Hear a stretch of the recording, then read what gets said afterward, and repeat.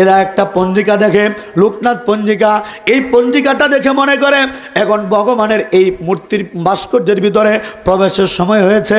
তখন ব্রাহ্মণ ঠাকুর করে কি, মূর্তির বুকটার মধ্যে হাত দিয়া প্রাণ প্রতিষ্ঠার মন্ত্র পাঠ করে। কি পাঠ করে? প্রাণ প্রতিষ্ঠার মন্ত্র। মূর্তির বুকটার মধ্যে হাত দিয়া প্রাণ সঞ্চারিত করে। অর্থাৎ আমরা জানি আমাদের জীবন দেয় আল্লাহ, আর হিন্দুদের ভগবানের জীবনটা দেয় মানুষ। নাউজুবিল্লাহ বাড়িতে রেখে আসছেন নাকি? ও মুসলমান বাবাজিরা আমার, এরপরে শুরু করে দেয় সপ্তমী, কারণ তারা মনে করে মূর্তি নাকি জিন্দা হয়ে গেছে, ভাস্কর্য কি হয়েছে, জিন্দা হয়ে গেছে।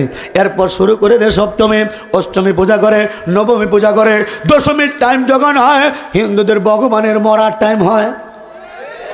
ভগবানের কি হয়? ভগবানের মরার টাইম আছে। আমাদের মরার টাইমে আমাদের জান কবজ করে আজরাইল, কিন্তু হিন্দুদের ভগবানের মরার টাইমে তাদের জান কবজ করে মানুষ।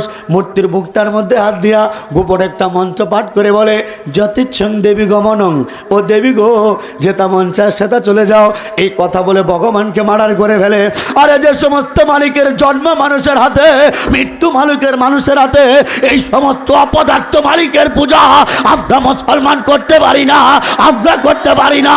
চিৎকার করে বলেন কথা ঠিক কিনা? এরই সাথে শতকোটি দরুদ ও সালাম পেশ করছি আপনার আমার প্রত্যেকটা মুসলমানের কলিজার টুকরা, হৃদয়ের স্পন্দন, আখিরি জমানার পয়গাম্বর হজরত মুহাম্মদ সাল্লাল্লাহু আলাইহি ওয়াসাল্লামের উপর। পাশাপাশি মালনি এলাকা, এটা একটা হিন্দুদের জাতের নাম। আপনারা জানেন হিন্দুদের মধ্যে 4টা জাত আছে, ব্রাহ্মণ, ক্ষত্রিয়, বৈশ্য, শূদ্র। উপরে হলো ব্রাহ্মণ জাত, নিচে শূদ্র জাত। এই নিচের শূদ্র জাতের একটা অংশ হলো মালনি। মালিনী থেকে মূলত এরা বাগান যারা পরিষ্কার করত, তৎকালীন সময়ে বাগানের দেখাশোনা করতে এদেরকে মালিনী বলা হতো। যাই হোক, আমাদের ও মুসলিম ভাইয়েরা, আমার পূর্ব সম্প্রদায়ের দাদারা, আমার দিদিরা, বৌদিরা, মাসিমা, ঠাকুরমা, যারা আমার নাম শুনলে রাত্র 12টা 1টার সময় ঘুমায় না, আর এখন তো আসরের পর সবাই সজাগ। এর মধ্যে আবার আমার কলিজার টুকরা ছাত্র ভাইয়েরা, আল্লাহু আকবার, নরেন্দ্র মোদীকে গলা কাটার অপেক্ষায় যারা আমরা অপেক্ষিত, কথা বলেন ঠিক কিনা? আল্লাহু আকবার। আল্লাহ তাআলা আমাদের ছাত্র ভাইদের কবুল করেন ও মুসলিম ভাইদেরকে হেদায়েত দান করেন। তবে আপনাদের সকলের অবগতির জন্য জানানো যাচ্ছে যে আপনারা ইতিমধ্যে শুনেছেন আমাদের নেত্রকোনার হিন্দু ভাইদের মন খারাপ। কি খারাপ? মন খারাপ। এর মধ্যে কয়েকটা কারণ আছে। 1 নম্বরে তো আমি মুসলমান হয়েছি, আগে তাদের পূজার মধ্যে নাচানাচি করতাম, তাদের সেই লোকটা মুসলমান হয়ে গেছে, এটা তাদের জন্য একটু দুঃখের ব্যাপার, মন খারাপের ব্যাপার। তো মন খারাপ শুধু এই কারণে না, আমি এতদিন ছিলাম একা। যখন আমি দাওয়াত দিয়েছি, ওদেরকে বলেছি ইসলাম গ্রহণের কথা, আমাকে বলেছে, হুজুর আপনার ইসলাম ধর্ম যদি এত ভালোই হয়, আপনার রক্তের লোকেরা কেন কালেমা পড়ে না? এই কথা বলে আমাকে কটূক্তি করত। আলহামদুলিল্লাহ, আল্লাহ তাআলা তাদের সেই কটূক্তির দিন শেষ করে দিয়েছেন। আমার একজন নয়, আপন 2 বড় ভাই আলহামদুলিল্লাহ কালেমা পড়ে মুসলমান হয়ে গিয়েছে। এর মধ্যে একজন ভাই আপনাদের এখানে নিয়ে আসছি, উনি ছিলেন মন্দিরের সভাপতি। কি ছিলেন? মন্দিরের সভাপতি। আমি যখন বাড়িতে জিকির করতাম, আমার ভাইজান হিন্দু থাকতে আমার সাথে সাথে জিকির করত। আল্লাহ তাআলা হেদায়েত দিয়েছেন। মন্দিরের সভাপতি ও নেত্রকোনার হিন্দু দাদারা, আপনাদের মন্দিরের সভাপতি আজকে আব্দুল কালাম সাহেব হুজুরের মাহফিলে মঞ্চের মধ্যে বসা। জোরে বলেন না আল্লাহু আকবার। ভাই একটু দাঁড়ান, সবার কাছে একটু দোয়া নেন। আল্লাহু আকবার। সকলে বলেন না মারহাবা। আল্লাহ তুমি নও মুসলিম ভাইকে কবুল করো, সকলে বলেন আমিন। আমার এই ভাইজানের নাম রাখছে সুলতান বিল্লাহ নোমানি। আর ওনার আরেকজন ছোট ভাই, উনি ছিলেন মন্দিরের সেক্রেটারি, ওনার নাম ছিল কনা বাবু, ওনার নাম রাখছি ইলিয়াস বিল্লাহ নোমানি। আমার নাম ওয়াসিক বিল্লাহ নোমানি, বড় ভাইয়ের নাম ইলিয়াস বিল্লাহ নোমানি, ওনার বড়জন সুলতান বিল্লাহ নোমানি। যদি আমার আরেক বড় ভাই আছে, উনি বাড়ি থেকে পালাইছে যাতে করে কালামা পড়তে না হয়, ওনার নাম হলো মহাদেব। আমি আগে থেকে নিয়ত করে রাখছি, মুসলমান হলে ওনার নাম রাখবো আব্দুর রাজ্জাক নোমানি, মানে নোমানি গ্রুপ অফ কোম্পানি বলতেছে, বুঝতেছেন তো নাকি? আল্লাহু আকবার। আল্লাহ আমাদের নোমানি পরিবারকে কবুল করেন, সকলে বলেন আমিন। এখন আপনারা বলেন, এই যে আমার ভাইয়ারা আমরা কালেমা পড়ছি, এতে ছাত্র ভাইয়ারা সমরব্বীরা, আপনারা খুশি না বেজার? জোরে বলেন খুশি না বেজার? আপনারা যতটুকু খুশি, হিন্দু ভাইরা ততটুকু মন খারাপ। আপনারা যতটুকু খুশি হন, তারা ততটুকু বেজার হয়। কথা বলেন ঠিক কিনা? এর মধ্যে আরেকটা বড় সুসংবাদ, আপনারা শুনে খুশি হবেন। আমি দীর্ঘদিন হজরতের সাথে যখন থেকে সম্পর্ক, আমি এই মাদ্রাসার খেদমতে যতদিন ধরে আমি বয়ান করতে আসি ততদিন আমি সবার কাছে আমার মায়ের জন্য দোয়া চেয়েছিলাম। মনে আছে আপনাদের? আমার দক্ষিণে মায়ের জন্য বারবার দোয়া চেয়েছি। আলহামদুলিল্লাহ আল্লাহ তাআলা সকলের দোয়া কবুল করেছেন। সকলের চোখের পানির উসিলায় আল্লাহ তাআলা হেদায়েতের বৃষ্টি দিয়েছেন। আমার 80 বছরের বৃদ্ধা মা দীর্ঘ 12 বছর দাওয়াত দেওয়ার পরে, মাকে 12 বছর মায়ের পিছনে পড়ে থাকার পরে, মায়ের সেবা করার পরে আলহামদুলিল্লাহ কিছুদিন আগে আমার দক্ষিণী মা 80 বছরের বৃদ্ধা মা, যিনি হিন্দুদের সন্ন্যাসী বৈষ্ণব, যাকে হিন্দুরা পায়ের মধ্যে সেজদা দিত, আমার মায়ের পা ধুয়ে হিন্দুরা পানি খাইতো, আমার সেই মা আলহামদুলিল্লাহ আমার হাতে হাত রেখে কালেমা পড়ে মুসলমান হয়ে গিয়েছে। কিয়াতে আপনারা খুশি না বেজার? কিন্তু হিন্দুরা, দাদারা, দিদিরা বিরাট মন খারাপ। এর মধ্যে আরেকটা কারণে মন খারাপ, যে কারণটা আপনারা শুনলে অনেকে অবাক হবেন। হিন্দু ভাইদের গত অক্টোবরের 13 তারিখে 5 জন ভগবান মারা গিয়েছে। কয়জন? যাত্রা ভাই, এগুলো বুঝতেছেন তো আমার কথা নাকি? ভগবান মারা গেছে কয়জন? ঘুমায় পড়ছেন নাকি? জোরে বলেন কয়জন?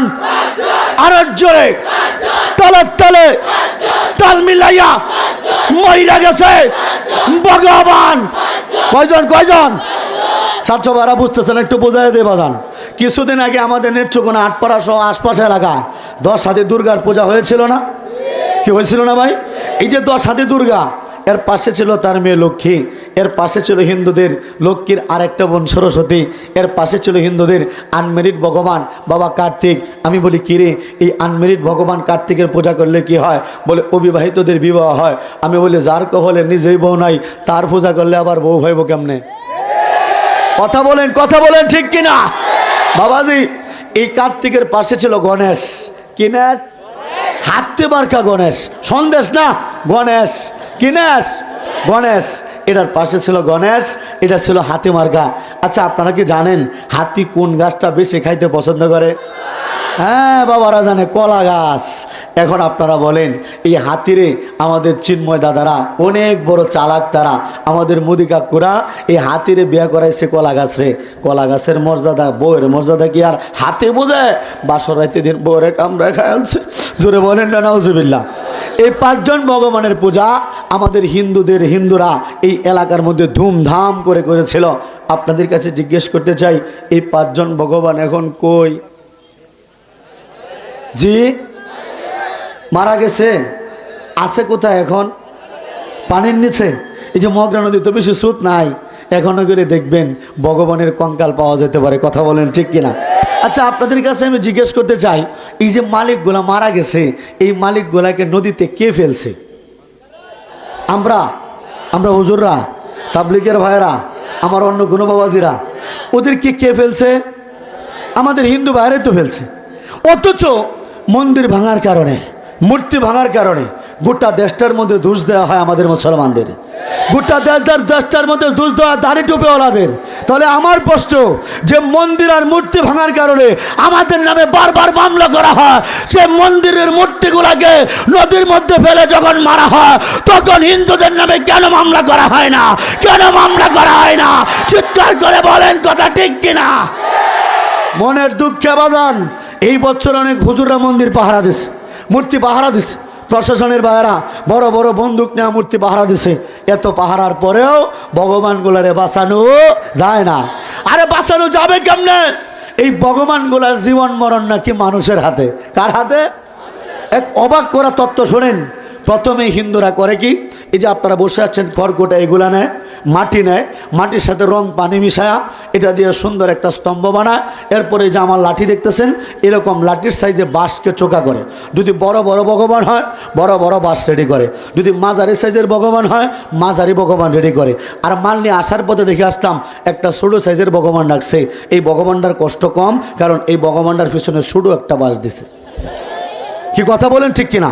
মানে আমরা বুঝতাম যে ভগবান যত সাইজে বড়, তাদেরকে তত বেশি বাঁশ দিতে হয়। কি দিতে হয়?